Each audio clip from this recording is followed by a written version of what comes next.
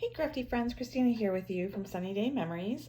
So this month we are going to be focusing on the on-the-go paper collection from Stampin' Up. So I just wanted to show it to you real quick before we go ahead and get into our project for today. So as you can see, it's got some really fun, bright, cheery colors in it, and it does obviously have a very travel-focused look to it on the one side of the papers where you have the keys, you have these maps and the camera and the globe. Some more tags here, and then obviously some suitcases and backpacks. But the unique thing about this paper collection is it's got a sheet of these like journaling pages that you could go ahead and cut up and use if you were a scrapbooker. It also has these fun tags that you could cut out as well to use. But the other side, just like always, has a different pattern on it. So they are kind of more monochromatic and kind of smaller print so they can be used for anything. So not necessarily travel related, which makes it fun. The other fun thing is that you get to see Strawberry Slush coming back. It is going to be one of the new in colors. So that is that pink color that you're seeing in this collection. So for my first project with the on-the-go papers, I wanted to show you something kind of outside the travel theme. And so I thought because we are getting closer to Easter, it'd be fun to do a little do-it-yourself Easter basket. And the colors are really perfect using this pumpkin pie and the strawberry slush. And while this is an oldie, it's such a goodie. I've done this so many years, and when you change up the papers, it has so much potential to it, and it's just so easy to do. So let's go ahead and get started. So you're going to want to have, for the size that I did a 6x6 piece of pumpkin pie. Any piece that's a square is going to work for you, but keep in mind that we're going to be dividing it into thirds. So you're going to want something that's easy to go ahead and divide up. So like a 6x6 works really great. You got your 12x12 if you want a really large one. But what you're going to be doing, like I said, is you're going to go ahead and score it into thirds. So I'm going to go ahead and grab my paper trimmer here. And so we're going to do this at 2 inches. So basically, I'm just going to go ahead and I'm going to take my light. If you're using the Stampin' Up paper trimmer, you're going to use that light gray. So you've got light pressure that's just scoring it, and we're scoring at 2 inches, and just keep rotating around so that you've got like a complete box that you've done essentially. Okay, so it's going to be like this. Hopefully those score lines kind of show up. I'm going to fold it a little bit so you can see that. So then what we're going to do is, using your paper trimmer or scissors, I like to just use scissors because it's just easier and quicker, is you're going to go ahead and cut on those score lines. And so actually this folds a little bit better, so it's a little bit easier for me to see those lines here. So we're going to go ahead and cut up to that next score line so that you're basically going ahead and separating those 3 squares that we've done. And then you're going to go ahead and rotate it 180 degrees so that way we can do the same thing and cut these 2 as well. All right, so I've just finished cutting that, so I've got all of them cut. So you can kind of see what's happening here, how we're going to be able to make this basket shape. So essentially what it is you're going to go ahead and you're going to bring the 2 sides together, and that creates that look. But I want to do something a little bit fun, give you guys a couple of fun techniques that you can do. So you'll notice here that I have that embossed, and I did that with the handle as well because I just wanted to add a little bit of texture to it. So that is simple enough to do. You're going to just go ahead and grab any embossing folder that you have. I'm using our Eyelet 3D embossing folder just because I love it. It's just got such a fun look to it. And so what you're going to do is you're going to insert that center piece into your embossing folder without having these 2 flaps be in there because you don't want those 2 to be embossed. And then you're just going to go ahead and run this through your machine, your embossing machine, just like you normally would. Then you go ahead and rotate, do the same thing with that center panel in there, but not the 2 corner edges. All right, so I've just gone ahead and finished doing that. So now you can see I've got both of those center panels embossed, so it's got a nice textured look to it. So since we are going ahead and we've already are doing our embossing, let's go ahead and do our handle as well. So for the handle, I did an 8.5 by 1 inch of the pumpkin pie, and then I did a 1/2 inch by 8.5 of the white willow. So I wanted to tie in that strawberry slush color. So this is something that I do an awful lot, is I like to take our Stampin' Right markers, and now you can kind of see all of our new in colors here. And I like to take, it's got the 2 tips, it's got the bullet tip and the marker tip. So I like to take the marker tip and run it along the edge of my paper so it gives a little bit of the color without adding any of that bulk. It looks like I've got another layer when in fact it's just that marker. So I'm going to do that both for the white willow and for the pumpkin pie. Okay, so I've just stuck these, glued them together. And as you can see a little bit of that strawberry slush on the white willow and a little bit here on the edge of the pumpkin pie.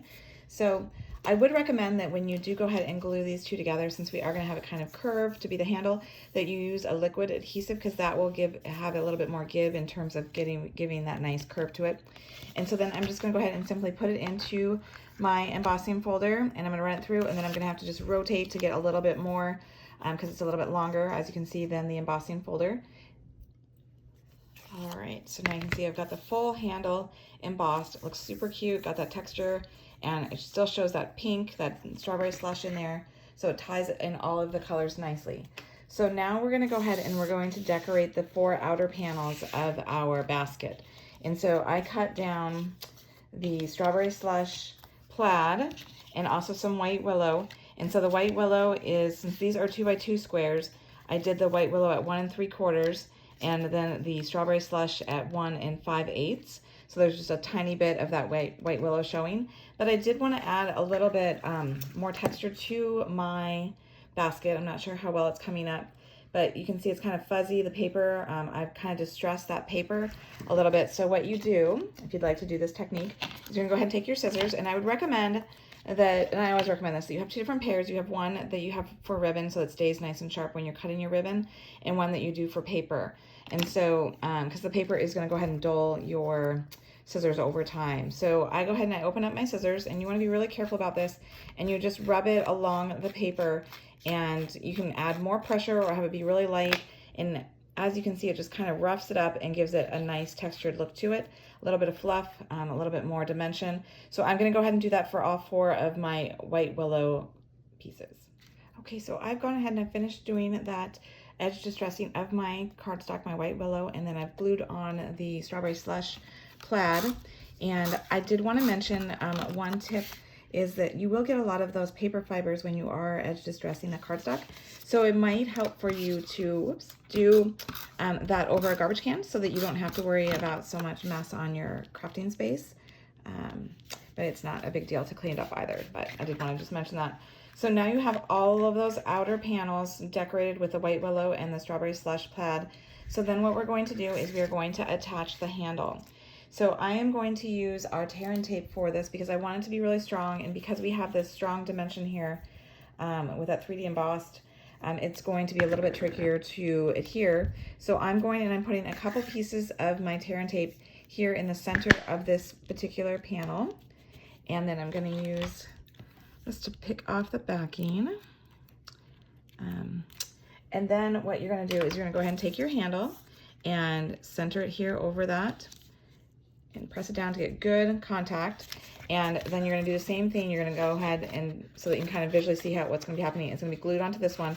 So I'm gonna do the same thing where I'm gonna put a couple strips of that tear and tape here so that I can bring the handle over. Okay, so I've just finished taking the backing off that side.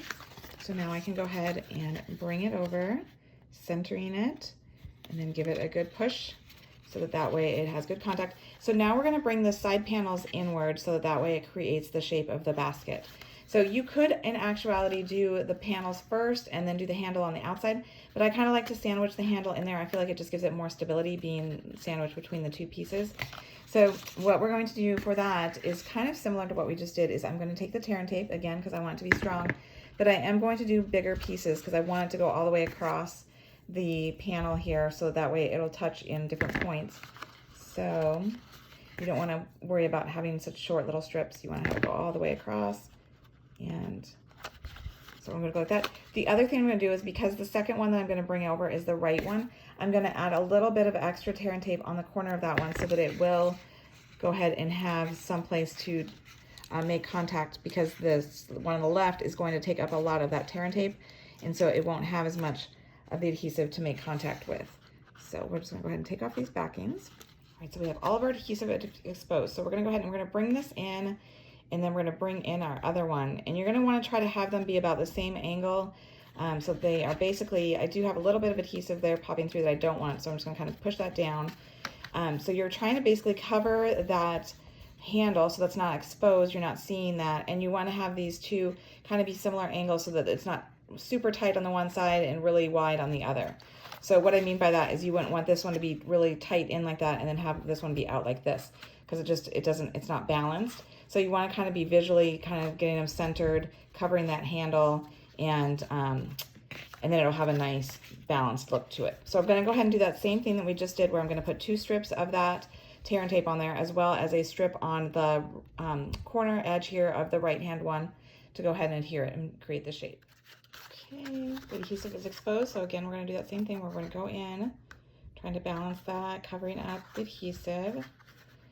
Give it a good hold, a good press there so that it makes good contact. And so now you can see the shape of your basket. It's just so cute.